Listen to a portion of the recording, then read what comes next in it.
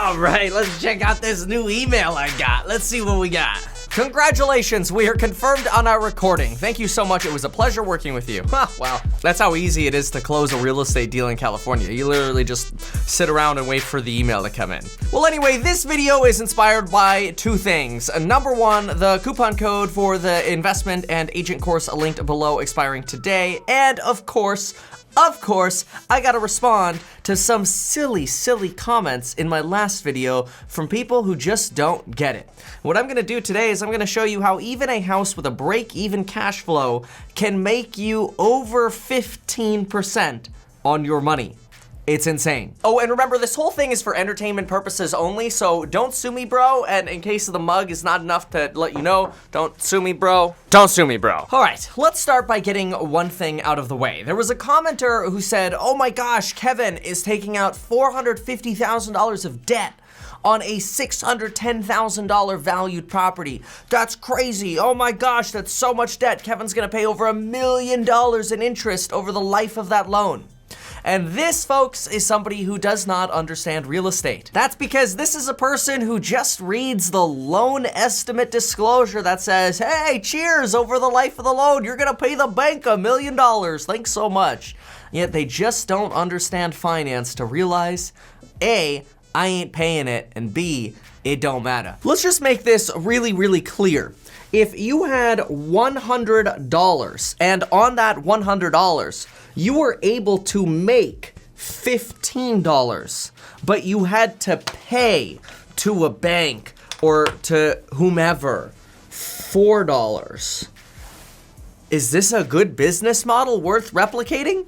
Is this stupid? Does it matter how many times I pay this $4? It's kind of like if I pay $4 in Facebook ads, but I make $15, should I keep doing it?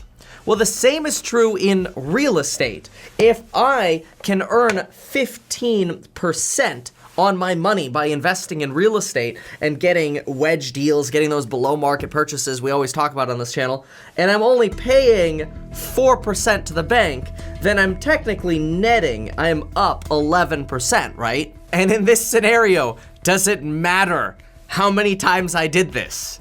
No, that should be basic math. But the beautiful thing about real estate is I can actually make 15% on my money. And even though it looks like I'm paying 4%, I'm actually not paying that 4%. I'm gonna keep this 15% for myself. But you might be thinking, well, wait a minute, Kevin, somebody's gotta pay the 4% interest for the debt on your loan, right?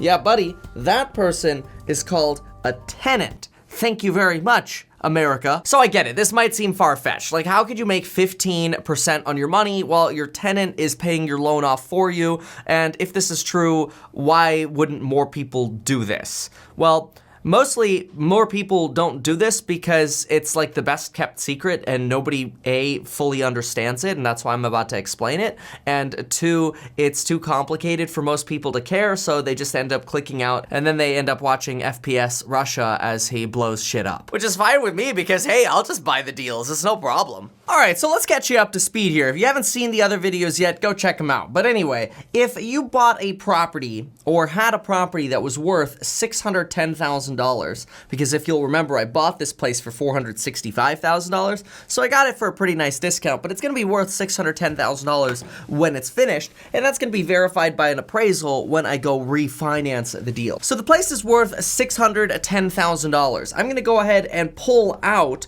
25% of that money in cash so I can sort of reimburse myself and clean up all the other things that I did we talked about in the other video.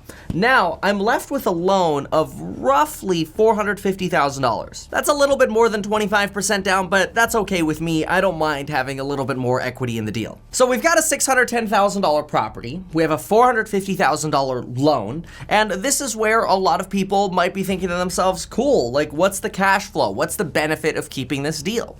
And let's go ahead and make the scenario here that the deal is a break even, or maybe there's like $100 cash flow if you manage it yourself. So the deal's worth $610,000. The loan amount's $450. That's the same as what we had on the whiteboard. Now, all of the costs going into the deal we showed in the other video were somewhere around $40,000. We knew that the after repair value was that $610,000. Now, we technically only invested the difference between that $450,000 loan we're taking out on refinance and the total of $510,000 that it cost us to buy the place and fix it up. That difference between $510 and $610 was just a magical boost to my net worth because I bought a good deal.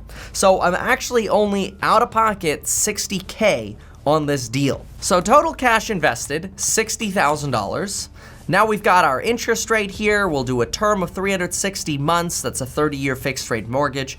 Total rents of $2,900. Now let's go ahead and see what our expenses would look like. We'd have principal and interest payments of about $2,084. Of that $2,084 every single month, $677 of that is paying off the house for me, which is epic. And then we have the interest of $1,400. That's that $1,400 where the guy's like, oh my gosh, you're paying all this money to the bank. Which, keep in mind, when you pay interest to the bank, it's actually not even going to the bank. It's going to like people buying mortgage-backed securities in Sweden. The bank doesn't care. The bank takes the fee from doing the loan. And then that's why they encourage you, hey, you want to pay off your loan faster so we can do a refinance again and get some more fees? The bank doesn't care about the interest. This is like the stupidest thing I've ever heard. Anyway, then we have property taxes of about $465, which again is based on that lower value of what we bought it for, because when you buy a fixer-upper, you get some tax benefits as well. Then insurance is about $50 for landlord insurance. No secondary debt because we refinanced, gotten rid of all of that. No property management, we're gonna manage it ourselves. I always like to put aside $200 a month for reserves. So this shows you the total expenses on the deal are roughly $2,800. And then depreciation is just a paper expense that we're telling the IRS that we're also losing money on the property thanks to depreciation, even though we're technically not writing a check for that, but this is gonna help us a lot with taxes. In fact, our total tax deductions are about $3,500 on this deal, which what's great about that is every time the tenant writes me a check and pays me $2,900, I'm not paying any taxes on it because I'm telling the government I'm losing too much money operating a rental property here. Meanwhile, most of that is made up by this magical thing called depreciation, and I don't even have to worry about it. This is like, great, thank you very much, government, thanks, America, whatever. So this tends to be where a lot of skeptics come in. You look over here at the cash flow, rent is $2,900, expenses are about $2,800. Wow, the cash flow is a measly $100, and then you gotta figure like management and vacancy and stuff like that. So basically, it's probably a break even or maybe even a tiny bit of a negative. And this is where you get the cynical people that are like, oh my gosh, this is terrible. Like, this is so horrible. Well, let's see how horrible it really is. Because if you haven't yet seen it, search on YouTube how cash flow keeps you poor, and you can see why I actually don't want cash flow at this point in my life. Cash flow actually hurts me. The cool thing though, if I wanted to, I could convert my assets into cash flow pretty easily. Because surprise, surprise, when you have a net worth, it's easier to create cash flow than it is when you don't have a net worth. You know, somebody with no money to their name has a really hard time making passive income. Somebody that's a multimillionaire, surprise, surprise, has a really easy time getting cash flow. So things are convertible. I choose not to have cash flow right now. And watch how I still make a ton of money. All right, so technically I'm getting $100 a month, or maybe I'm getting $0 a month. Now, I do have a nice $200 reserve, which to me, that serves most of the time for any kind of repairs that would come up, or even vacancy. I rarely have vacancy anyway, and since I just remodeled the property, I usually don't expect to have other large expenses come up. But in this case, if ever I have to replace a heater or a roof or whatever, at least every single year, I'm putting aside $2,400 towards that property's account. Now, there's something special that you can do beyond looking at the cash flow though, and that is my favorite thing called principal paydown. Remember how you're not paying any taxes on all of these expenses or income you're getting? You're getting a lot of tax savings instead? Well, keep in mind, the tenant is giving you $677 a month tax-free to pay off the loan. So technically, this cash flow of $100 a month isn't actually just $100 a month. It's $100 a month plus $677 or $778 per month. That is, by owning this property, my net worth, not my cash flow, my net worth goes up by $778 per month. So on one hand, initially you're thinking to yourself, oh my gosh, I have a break-even house, I'm gonna sell it. I have a break-even building, I'm gonna sell it, this is stupid. And then you look at the fact that you're not paying any taxes, yet your tenants are giving you money to pay off your debt, which is increasing your net worth, because as your debt goes down, your net worth goes up in a tax-free way. Like, mind blown. Oh, and check with the CPA, because this is not tax advice. This is a YouTube video. So now we're gonna get to this chart that I call the wealth potential, or return on your wealth. And this is really easy to picture. Watch this. First thing though, it's important to remember that I'm into this deal for $60,000. The way that worked is I bought the place for $465,000, and we said we spent probably somewhere around $45,000 fixing it up, holding costs, closing costs, and all that, which means I'm into the deal for $510,000. But remember how we've done all these loan scenarios here with math at a refinance of $450,000, which means I'm only into the deal for $60,000. This becomes very, very important. So I'm into the deal for $60,000. That is, I literally moved 60 grand from my bank account into this deal. And every single month, my net worth goes up $778. Which, if I multiply that by 12, because every single month I want to figure out what the yearly number is, I will see that my net worth actually goes up $9,338. And remember, all this is $100 of that cash flow and $668 of principal pay down times 12. That's it. So now, this is where things get kind of ridiculous, but if I take this $9,338 and divide it by the $60,000 I spent to make this money, look at the return I get. It's 15.58%. But don't get too excited yet, because there's some additional math that we have to do here. That 15.58% is only indicative of my return for the first year, because after that first year, I technically reinvest the extra $100,000 in net worth that I made into the deal. Because remember, I have a $610,000 deal that I got into for $510,000. So I'm technically reinvesting the extra $100,000, although you could complicate this more by saying, well, I'm actually reinvesting a little bit less because there would be selling costs if I sold it. But let's just say I'm reinvesting the entire $100,000. Watch what happens now. Now, I'm into the deal for $160,000, which if we take that same math and we say $9,336 divided by $160,000, my second year rate of return will actually only be 5.835%. But that's not where it stops, because remember, this video is about how do you make 15% every single year.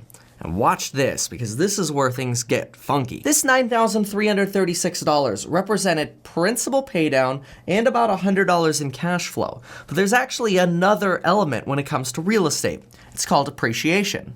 Over the long run, real estate has generally seen appreciation anywhere between 2 to 3%, sometimes 4%.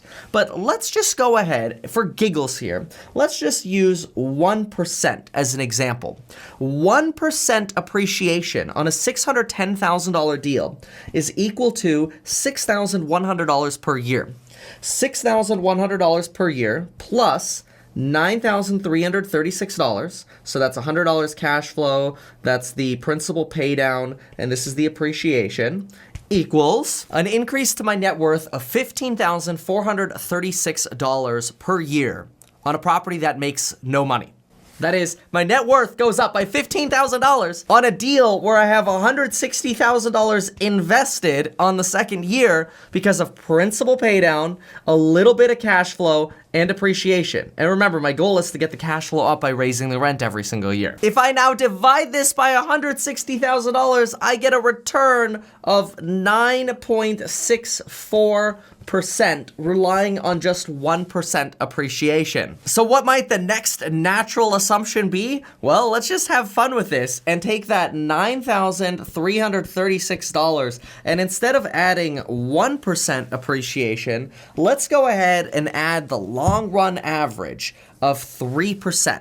Now, you don't have to worry about inflation because remember, this is leveraged appreciation, so inflation ends up taking a very small part of your gains here. But watch this. 3% appreciation, 3% times $610,000 is an extra $18,300, which means now a property with zero cash flow is making me $27,636 every single year doing nothing on a break-even property. My net worth goes up by this much, 27 grand every single year once I factor in all of the other equations.